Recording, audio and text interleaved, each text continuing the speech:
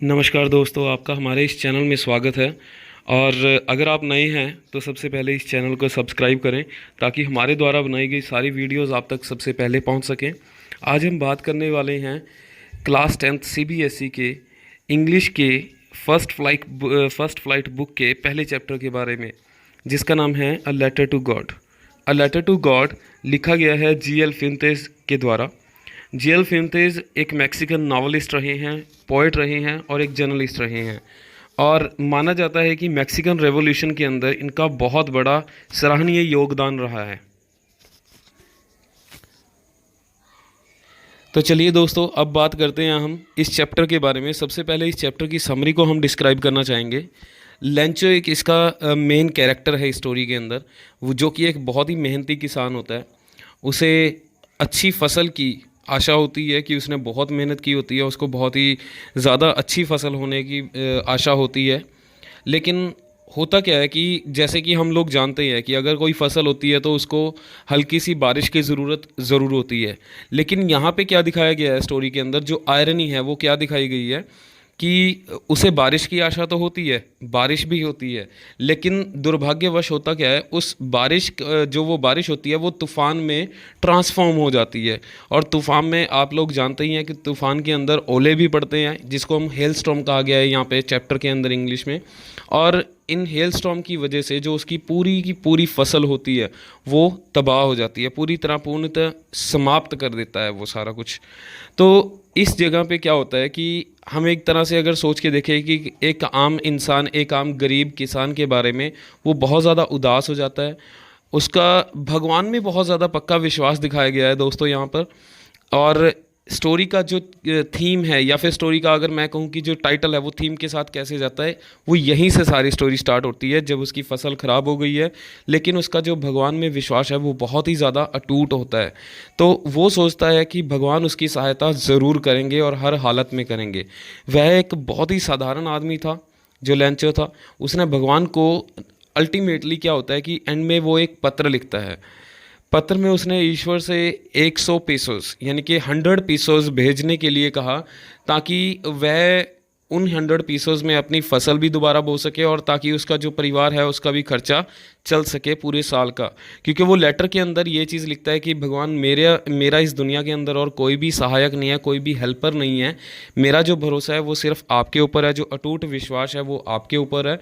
और आपके अलावा इस दुनिया के अंदर कोई भी ऐसा और दूसरा नहीं है जो मेरी मदद कर सके।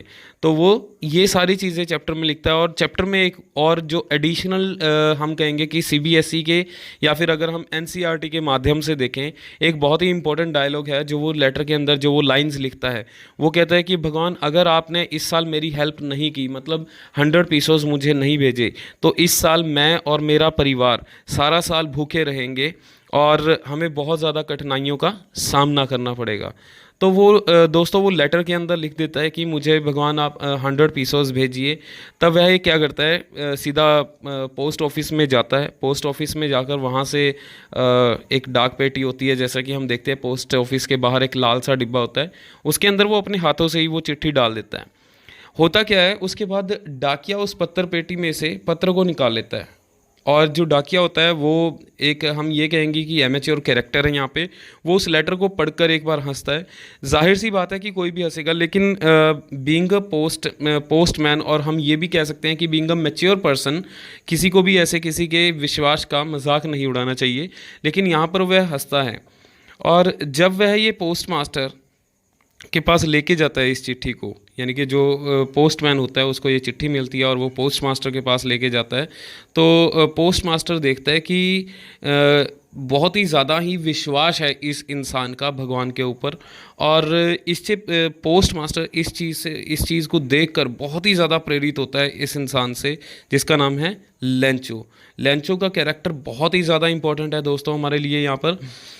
और पोस्ट मास्टर यहाँ पे देखता है कि पत्र पर भगवान का पता देखकर पोस्ट मास्टर एक बार तो हंसता ही है, लेकिन वो गंभीर हो जाता है, यानी कि सीरियस हो जाता है अगले ही 2 सेकंड के अंदर। और वो देखता है कि यार ये कैसा इंसान है कि जिसका आज के टाइम के अंदर भी भगवान के ऊपर इतना अटूट विश्वास है उसका। तो अब वो करता क्या है, कहते हैं कि भगवान कहीं पे भी खुद नहीं आते, वो अपने किसी न किसी फरिश्ते को भेजते हैं किसी न किसी की हेल्प करने के लिए। तो यहाँ पर भी हम अगर देखें तो जो पोस्ट मास्टर था वो एक फरिश्ते की तरह होता है। उसने डाकघर के जितने भी कर्मचारी थे उनसे पैसे देने को कहा। उसने कहा कि अपने जो सैलरी है उसमें से थोड़ा थोड़ा हिस्सा दो सारे जने, और थोड़े थोड़े पैसे सारे मिलाते हैं और किसी गरीब की हेल्प हो जाएगी। तो इसमें होता क्या है, लेंचो द्वारा जो मांगी गई राशि थी वो थी 100 पीसोस, लेकिन पोस्ट मास्टर अपनी सैलरी भी डालता है, अपने दोस्तों से भी थोड़ी हेल्प लेता है, जो पोस्ट मास्टर के पोस्ट ऑफिस के जो एम्प्लॉयज़ होते हैं वहाँ से भी हेल्प लेता है। लेकिन होता क्या है कि टोटल उनके पास 70 पीसोस कलेक्ट होते हैं। अब वो करता क्या है, पोस्ट मास्टर ने जो वो पत्र था, एक पत्र लिखता है जिसके ऊपर लिखता है लाइक गॉड, सिर्फ एक गॉड लिखा होता है, यानी कि ये जो पत्र है ये भगवान की तरफ से है। उसमें पैसे डालता है, उसको चिपका देता है, बंद कर देता है और लेंचो के हाथ में दे देता है। लेंचो को पैसे देखकर कोई आश्चर्य नहीं होता। ये बहुत ही ज़्यादा इम्पोर्टेंट यहाँ पे एक एक्सप्रेशन बताया गया है दोस्तों। इसको बहुत ही ज़्यादा आपने सीरियसली ऑब्जर्व करना है, एनालाइज करना है इस चीज़ को। लेंचो को कोई भी आश्चर्य नहीं होता। इसका मतलब क्या है कि उसको 101% विश्वास था अपने भगवान के ऊपर कि भगवान उसकी हेल्प पक्का करेंगे ही करेंगे, यानी कि उसको आश्चर्य नहीं होता। लेकिन इंस्टेड ऑफ दैट उसको गुस्सा आता है। अब गुस्सा उसको किस चीज़ पे आता है कि भगवान कभी भी गलती कर नहीं सकते और भगवान को लालच भी नहीं है। भगवान ने पूरे पैसे भेजे हैं, लेकिन उसके अंदर कितने पैसे थे दोस्तों, 70 पीसोस। यानी कि उसने कागज़ और स्याही उठाई दोबारा और भगवान को दूसरा पत्र लिख डाला और उसने पत्र पेटी में डाल दिया। लेंचो जब वहाँ से चला जाता है पोस्ट ऑफिस से, तो पोस्ट मास्टर कर्मचारियों को कहता है कि ये पत्र निकालते हैं और इसको पढ़ते हैं। लेंचो ने भगवान से शिकायत की, उसके अंदर उस जो दोबारा लेटर लिखा उसमें शिकायत की कि उसको केवल 70 पीसोस ही प्राप्त हुए हैं। उसने ईश्वर को शेष पैसे भेजने को कहा, परंतु उसने भगवान को पैसे डाक द्वारा भेजने के लिए नहीं कहा। ये भी बहुत ज़्यादा इंपॉर्टेंट है यहाँ पे। अब ये ऐसा क्यों लिखा उसने? उसने लिखा कि डाकघर के जितने भी कर्मचारी हैं वो ठगों का एक टोला है। जहाँ पे वो लिखता है, या फिर हम चैप्टर में देखते हैं जब वो एंड में बोलता है कि these post office employees are bunch of crooks. तो यहाँ पे हमारी जो ये स्टोरी है ये यहाँ पे ख़त्म होती है। आइए अब हम बात करते हैं इस चैप्टर की थीम के बारे में कि इसके हमें पढ़ने के बाद समझ क्या आता है। दोस्तों, हमें इस चैप्टर की जो थीम है, अब हम थीम के ऊपर बात करते हैं। The lesson shows 3 things in typically. अगर हम थीम के ऊपर बात करें तो it shows Lencho's firm faith in God. उसका जो विश्वास है वो बहुत ही ज़्यादा अटूट विश्वास है भगवान के ऊपर। His faith is rewarded through the helpers who are human beings. अब यहाँ पे हमें ये चीज़ सोचनी है कि भगवान ने उसकी हेल्प तो की है, लेकिन हेल्प करने वाले अल्टीमेटली हैं कौन? Human beings. दूसरी चीज़, it shows the utter innocence of the farmer Lencho. यहाँ पे हमें दिखाया गया कि एक किसान है जो उसकी इनोसेंस दिखाई है, कि उसका भोलापन दिखाया गया है कितना है उसके अंदर। थर्डली, यानी कि जो लास्ट चीज़ इसके अंदर हमें पता चल रही है, the lesson also gives a message that sometimes even your generosity is not recognised. मतलब क्या है कि अगर आप किसी का भला भी कर रहे हैं, कई बार उसको भी नहीं माना जाता है। यानी कि आप किसी का भला कर रहे हैं और वो आपका एहसान भी नहीं मानता है। ऐसा नहीं है कि हर बार ये इंटीमेटली इंसान जानबूझकर ऐसा करे, नहीं। जैसे कि लेंचो का हम यहाँ पे स्टोरी में देखते हैं कि उसको तो पता ही नहीं था कि ये पैसे अल्टीमेटली भेजे किसने हैं।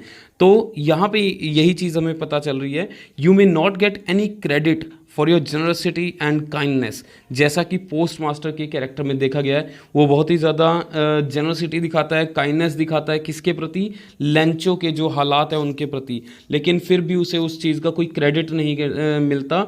But on the other hand he was regarded, he was misunderstood as a bunch of crooks. That means उसको अंत में क्या सुनना पड़ा? बुराई सुननी पड़ी।